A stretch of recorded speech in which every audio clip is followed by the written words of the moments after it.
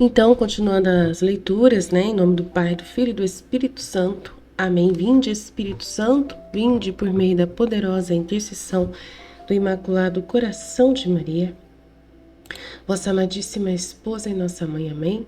Vinde, ao Espírito Santo, vinde por meio da poderosa intercessão do Imaculado Coração de Maria, vossa amadíssima esposa e nossa mãe. Amém. Vinde, ó Espírito Santo, vinde por meio da poderosa intercessão do Imaculado Coração de Maria, vossa amadíssima esposa e nossa mãe. Amém. Então, a lição 5, né, da Epístola aos Romanos, a explicação dada a Maria Valtorta por Jesus, no dia 8 de janeiro de 1948, Romanos, referência a Romanos 1, de 1 a 2, que é Paulo, servo de Jesus Cristo, escolhido para ser apóstolo, reservado para anunciar o Evangelho de Deus. Este Evangelho Deus prometera outrora pelos seus profetas nas Sagradas Escrituras. Então vamos ver o que o Senhor fala neste dia. Mais exata do que uma pintura que retrata a verdade com perfeição, mais exata do que uma crônica que revela fielmente os acontecimentos e costumes de uma época. A Epístola Paulina descreve os costumes desta época, que é insatanassa. Nossa Senhora. Essa época que é insatanassa. Que palavrão é essa? Cada palavra é uma pincelada de cor para delinear o homem desta época.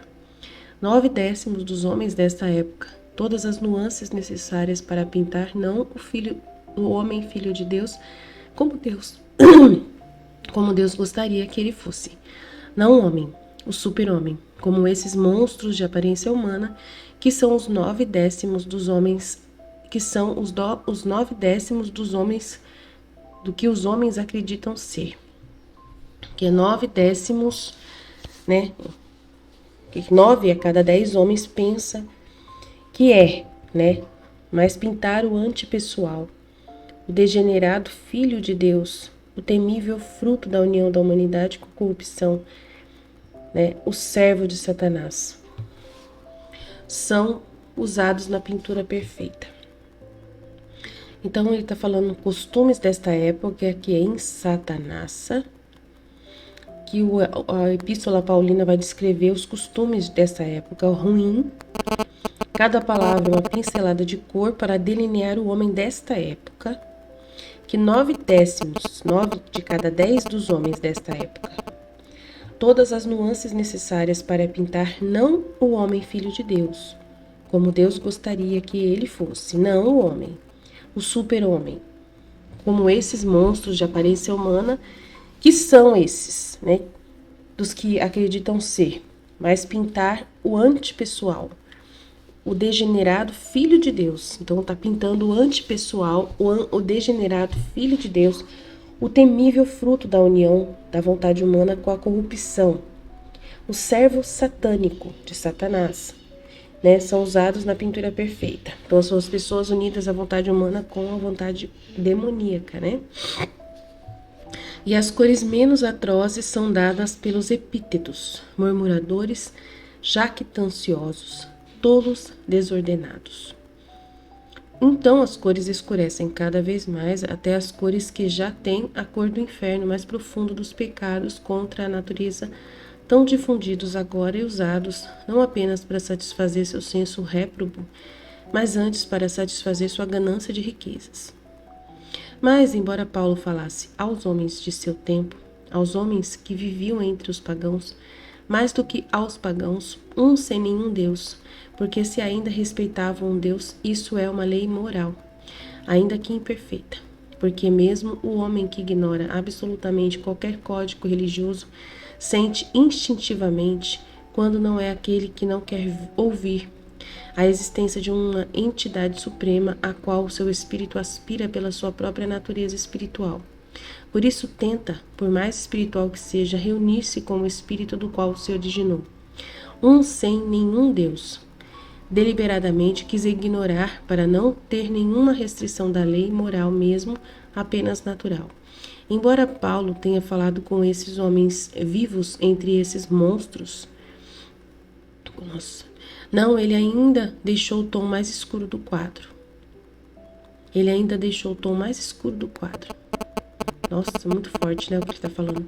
Mas embora Paulo falasse aos homens de seu tempo, aos homens que viviam entre os pagãos, mais do que aos pagãos, então homens que viviam entre os pagãos, mais do que aos pagãos, um sem nenhum Deus, que é, né, o pagão, porque se ainda respeitavam um Deus, isso é uma lei moral, ainda que imperfeita, porque mesmo o homem que ignora absolutamente qualquer código religioso sente instintivamente que não é aquele que não quer ouvir a existência de uma entidade suprema a qual seu espírito aspira por sua própria natureza espiritual. Por isso, tenta, por mais espiritual que seja, reunir-se com o espírito do qual se originou.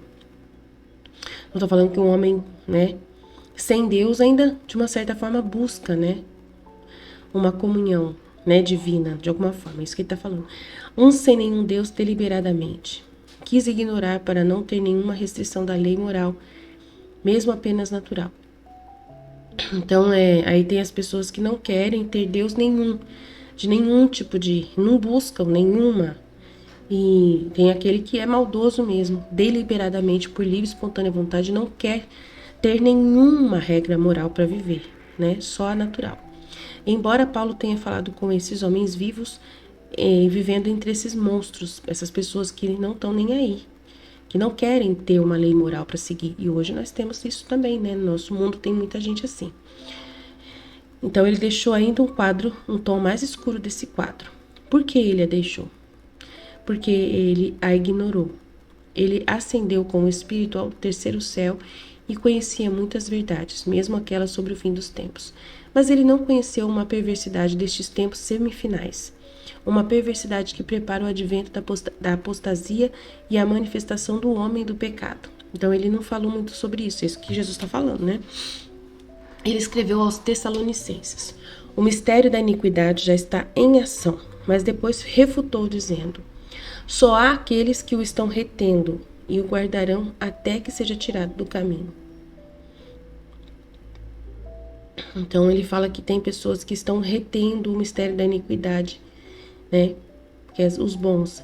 Mas quando os 9/10 da humanidade rejeitarem aquele que retém a evolução do mistério da iniquidade, a ponto de se tornar de um mistério uma realidade horrenda, com o nefasto reino da besta que se proclamará a Deus, reivindicando honras divinas, mas quando as honras divinas já são dadas à besta, mas quando é invocado e evocado com ritos obscenos para sua honra, Deus pode continuar a se defender contra o avanço da serpente do abismo?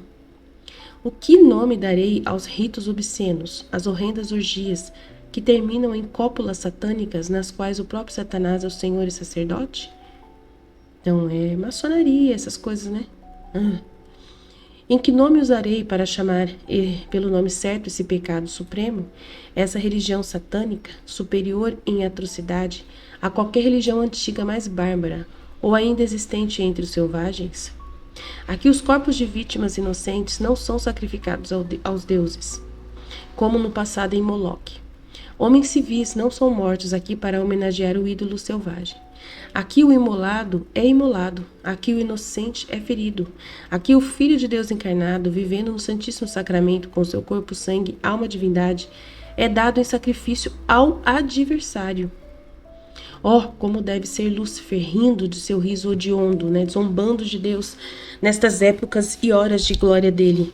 Imagina, né? Ele, o amaldiçoado, o eletrocutado, expulso de Deus em seu trono, naquele trono que os homens levantam para ele. E para sua zombaria horrível é oferecido ao cordeiro. Nossa Senhora. Gente, falar sobre isso é uma coisa muito triste, né? Tá louco. O que os homens fazem hoje em dia não é fácil não, gente. Né? O que o safadão fez com a filha dele, Meu pai, é de chorar. Né? O que o Safadão fez com a filha dele, fez dançar uma música falando putaria, o nome da música, fala putaria, e a menina canta a parte de falar sentando, sentando, meu Deus.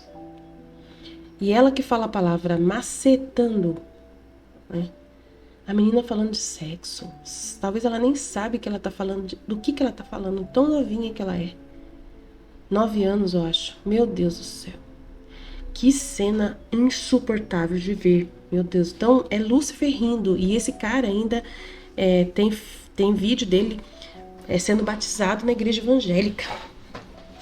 E a mulher dele faz devocional na internet, no Instagram. A mulher dele faz devocional cristão, falando de Deus no Instagram, na internet. Então, que mulher é essa que não está protegendo a própria filha, do próprio pai, das músicas do que o pai... Então, imagina, é assim que o Lúcifer dá risada de Jesus. É assim que Jesus é sacrificado hoje, né? Por essas pessoas, desse jeito, né? Você tá entendendo? Então, aí dá um exemplo, né? Ó, como deve Lúcifer rir de seu riso hediondo nestas épocas e épocas dele de glória, né? Ele, o amaldiçoado, ele o trocutado, em seu trono, o expulso de Deus em seu trono que os homens levantam para ele. E para sua zombaria horrível é oferecido o cordeiro, aquele que ele nunca conquistou, aquele em que ele nunca pôde entrar, aquele que venceu 100.000 vezes. O venceu por 20 séculos e o vencerá até o fim, libertando os espíritos de boa vontade de seu poder infame. Será vencido esse cara, já é vencido, né? Mas será vencido definitivamente. Mas, entretanto, ele tem uma aparência de um vencedor. E o sacramento dos sacramentos, este mistério de amor para o qual mesmo o amor mais seráfico do homem é sempre insuficiente para lhe dar a honra digna, é dado pelos homens como meio a Satanás para seu efêmero triunfo. Então a Eucaristia é usada nessas missas negras, né, que eles fazem. Nas missas negras a Eucaristia é oferecida para zombar. Tudo que eles puderem zombar de Jesus, eles fazem. Então, a Eucaristia, às vezes, é próprios padres mesmo, né? Padres mesmo, ordenados na Igreja Católica, que são maçons, né? Que entraram na nossa igreja para poder zombar de Jesus, né? Por maldade mesmo. Eles estão lá dentro, né, da igreja fazendo essas coisas. Missas satânicas, né? Já tem casos assim, padres, né? Já mostraram, que mostrou padres que fazem isso, né?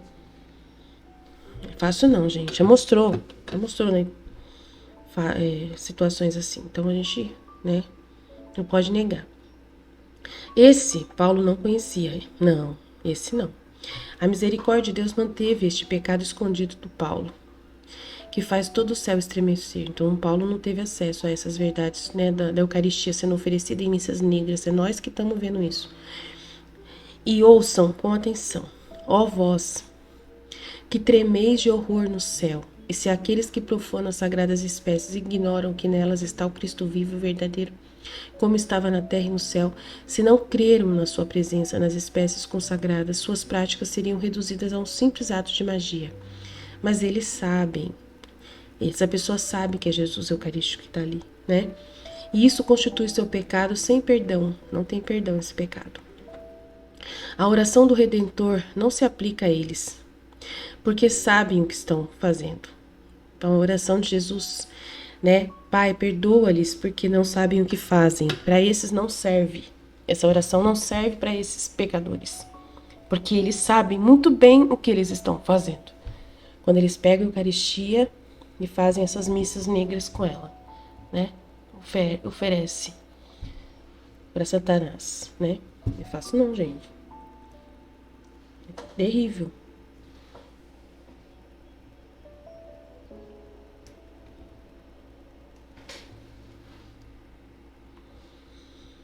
A palavra de Paulo não é aplicável. Tendo conhecido aquela divindade, tudo que se pensa e se acredita recompensa aos justos e pune os ímpios, porque um conceito de justiça, mesmo que muito imperfeito, é pensado por todo crente na divindade que foi criada, ou que sabe ser verdadeira e única. Não entender que quem faz tais coisas é digno de morte, porque eles entendem e ainda assim realizam a profanação suprema da Eucaristia. Então, essas pessoas entendem, então vai cair sobre eles de verdade, né?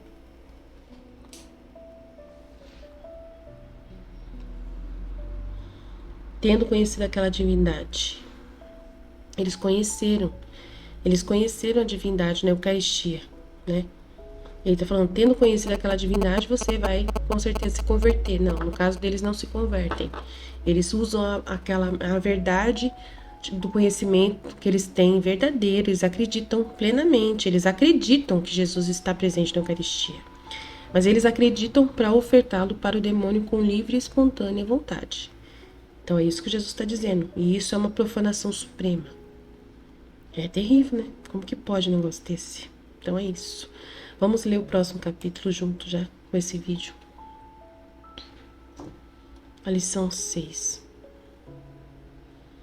Romanos 2, 1.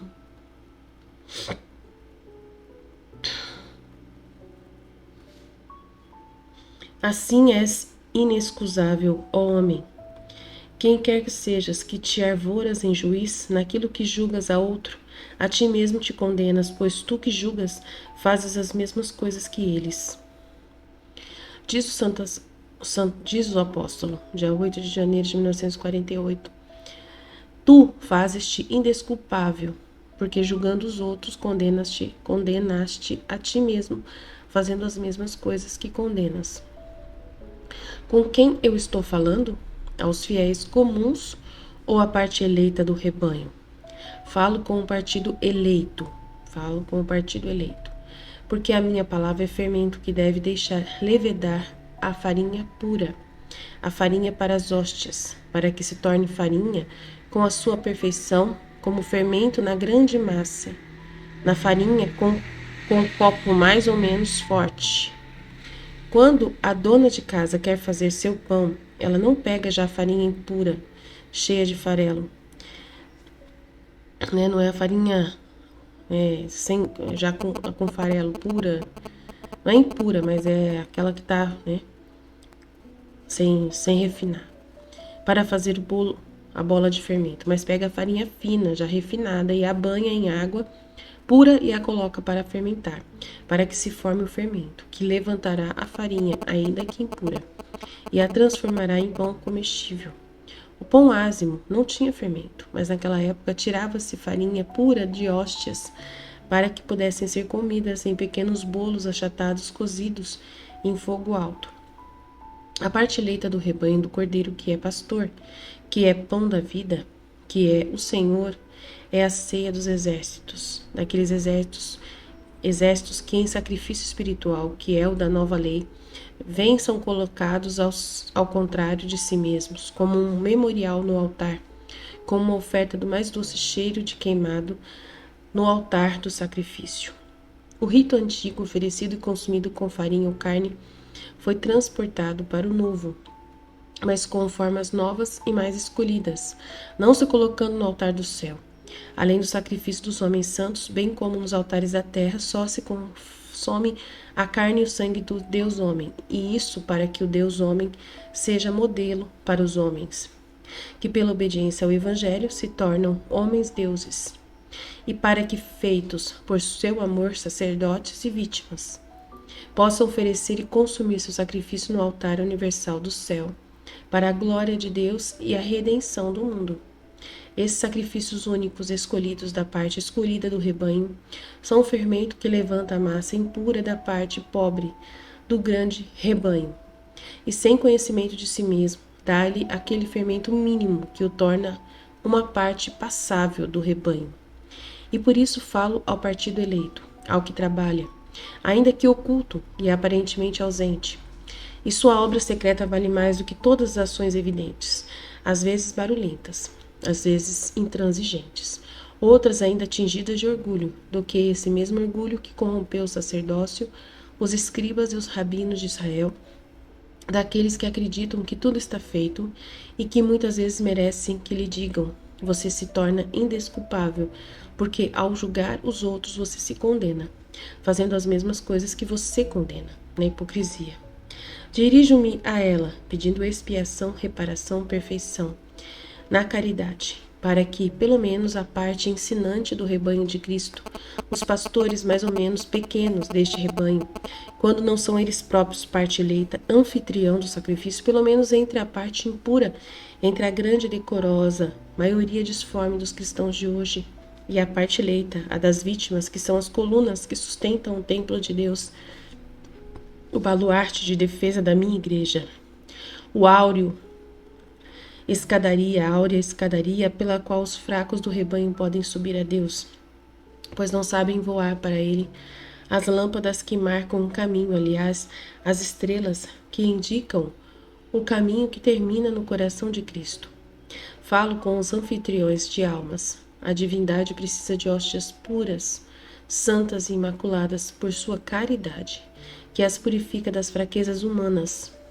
Precisa de hospedeiros, hostes de amor em reparação de todas as ofensas feitas ao amor, hostes de expiação e reparação pelos pecados do mundo, hostes de purificação. O fedor dos pecados que estraga o mundo sobe aos céus, e é tão vasto e poderoso. Purifique a imensa catedral da criação, para que Deus possa ainda olhar para ela com a misericórdia que salva.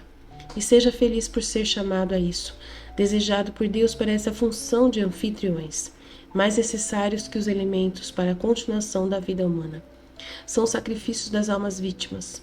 O amor lhe diz, aqueles que são vítimas do holocausto, são as legiões de arcanjos que derrotam as legiões de demônios e sustentam o mundo, mantendo Deus propício para isso. Aqueles que são anfitriões são os mais verdadeiros imitadores de Cristo. Aqueles que se sacrificam produzem filhos ao Senhor seu Deus. Glória a Deus, somos nós.